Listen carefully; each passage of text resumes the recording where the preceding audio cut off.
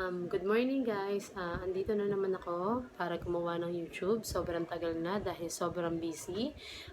Unang-una po sa lahat, nagpapasalamat po ako sa mga umorder sa akin. Nagpapasalamat ako dito sa YouTube dahil ang laking tulong talaga na naibigay sa akin itong YouTube na to.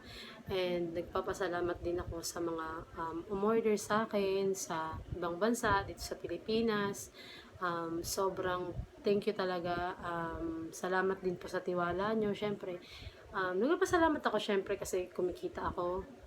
Kumikita din ako sa YouTube, kumikita din ako sa product na binibenta ko. Syempre, yung binibenta ko na yun is ginagamit ko talaga. So, um, yung mga product ko, hindi ko naman siya pwedeng ilabas ng ganun-ganun lang kung hindi ko siya gagamitin mo na. Syempre, paano ko i-explain sa tao yun kung hindi ko siya ginagamit.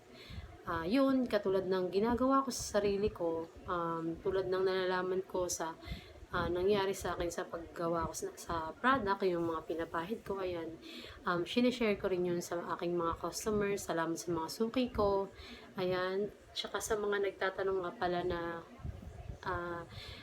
meron kasing mga nagtatanong na yung iba kasi merong mga umu-order sa akin na iilan lang sila na nagtataka ka kung bakit hindi, yun nga daw sabi nila, hindi daw sila tumatalab agad sa kanila.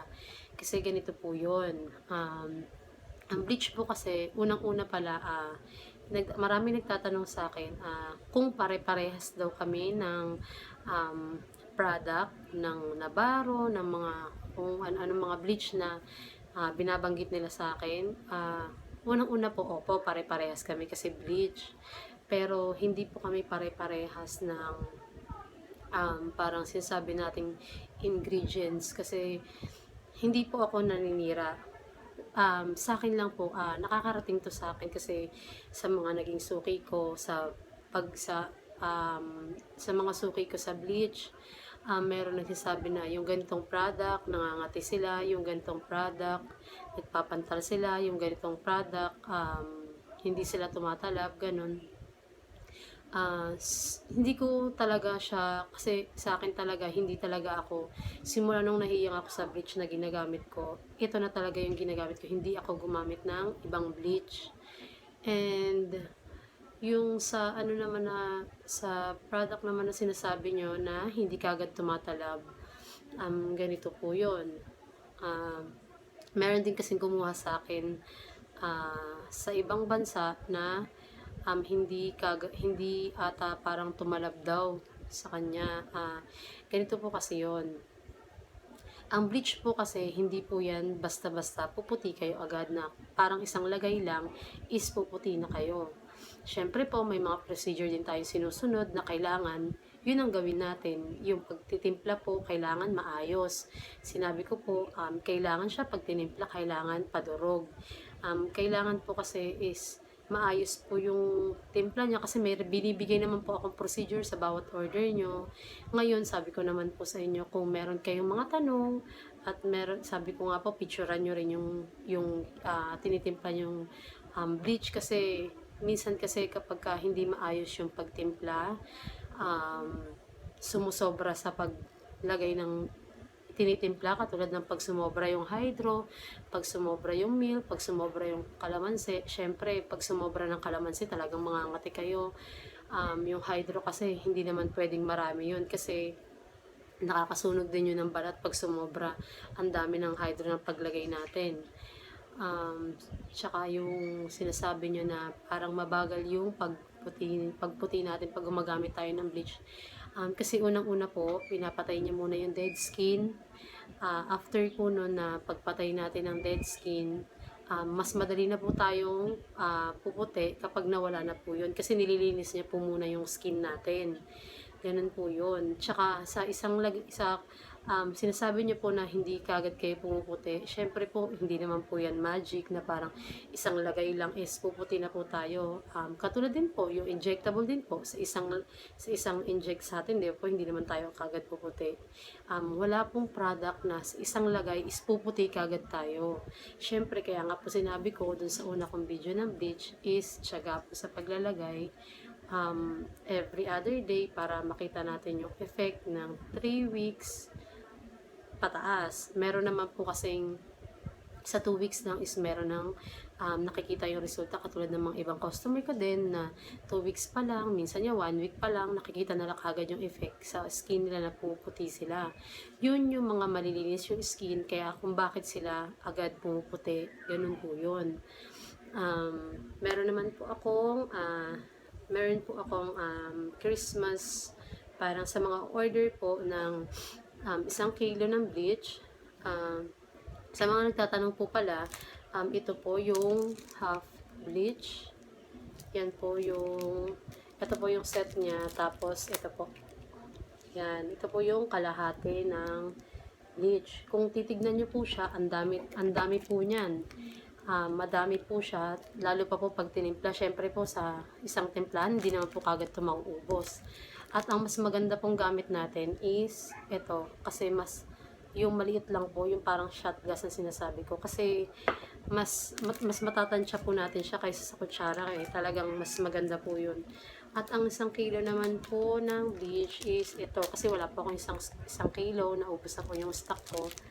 Ito po yan. 2 po siya. Pero kung 1 kilo po siya, ang dami po niyan. So, good for, hindi lang po siya pang 1 month. Aabutin din siya ng sa akin, ang sigurado ko rito is 1 month to 1 at 1 linggo. Yun yung ano niya. Pero, kung tutuusin, kung makikita nyo naman siya, sulit na sulit yung pera nyo sa iba. Kasi, sa akala nyo na mahal siya, hindi po. Kasi, ilang beses nyo siyang magagamit at every other day. Sa isang timplahan, hindi naman po siya mauubos agad. May matitira, pwede nyo pa pong gamitin yun. Yun po yung paggawa sa bleach, at yun po yung product na binibenta ko. Yung mga nagtatanong po sa mga kalahati, 1/4 po kasi parang ang konti, kaya sinasuggest ko po sa mga first timer is half kilo talaga para makita nila yung resulta. And doon naman po sa mga bibili po ng bleach, pag every 1 kilo po yung binibili nyo, meron po tayong less 10% sa 1 kilo na bleach. Ito po yun. Mula po November, ito pong pagtungtong nitong November, November na po ngayon hanggang January 5, meron po tayong less 10% sa bawat 1 kilong kukuha ng bleach. And then, meron po tayong free keychain na tatawag dito.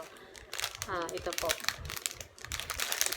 Papakita ko lang sa inyo kasi nakita na ko sa kanya marami siyang kulay. So, hindi lang kayo makaka-discount sa 1 kilo na bleach. Meron din po kayong free ganito. Ayan, mga free. Ayan po sa bleach. Ayan po yung mga free natin. Basta marami po yan yan, may black, may orange, may violet. Ayan po. Yan po, starting November, ito pong November hanggang January 5, meron po tayong less 10% sa bleach, and meron po kayong free cute keychain. Ayan po. Maraming salamat po ulit sa mga umorder sa akin sa bleach, and may panibago po ulit akong product na i-recommenda sa inyo, kasi sa mga tamad po mag-bleach, kasi po syempre talagang istorbo nga naman po ang bleach, kasi syempre po 30 minutes ipapahid nyo sa buong katawan nyo, so abala po yun, lalo po sa mga nagtatrabaho. Pero kaya nga po lagi yung sinasabi na tiyagaan lang. Pero meron po akong mga ibang papakita sa inyo na product. Yun po is tested ko na po rin ulit, and hindi lang po sa akin, pati rin po sa mga hipag ko. Yun po, ipapakita ko rin po yun. So, antay-antay lang po. Kasi kailangan ko po munang ipagamit sa hipag ko and then tsaka sa akin. Kasi actually ginamit ko na siya eh. Pero parang nahiya kasi akong ipakita na nagbabalat talaga ako. Kaya medyo in-stop ko siya kasi nagbabalat nga siya. Ayoko nang ganun eh. Depende lang kasi sa mga taong gustong mapadali yung pagputi. Pero, ito po, ipapakita ko po rin sa inyo yung dalawang hipag ko na gumamit ng binibenta kong product. 2 to 3 days po ang pinaka-maximum niya para makita nyo na yung result na nagbabalat siya. So, see you guys. Sana po patuloy nyo pa rin pong patuloy pa rin po kayong umorder dun sa bleach kasi talaga pong effective siya at hindi po kayo magsisisi, hindi po siya makate, malamig po siya sa skin. Oo nga po pala, sa lahat po ng umorder sa akin, dun po sa paggawa ng bleach, hindi po kasama sa oras ang paglagay kasi po diba po 30 minutes. Pag naglalagay po kayo sa skin, hindi po kasama sa oras yun. Bibilang lang po kayo ng oras kapag nakalagay na po sa ating balat yung bleach. And mas maganda po tumutok kayo sa electric fan o kaya sa aircon para matuyo siya agad, mas makakapit, mas effective. So, salamat po sa panonood. Thank you po sa lahat ng nagtiwala, kumuha at umorder ng bleach sa akin. Salamat po mga suki, salamat po. Salamat po sa inyo. Bye!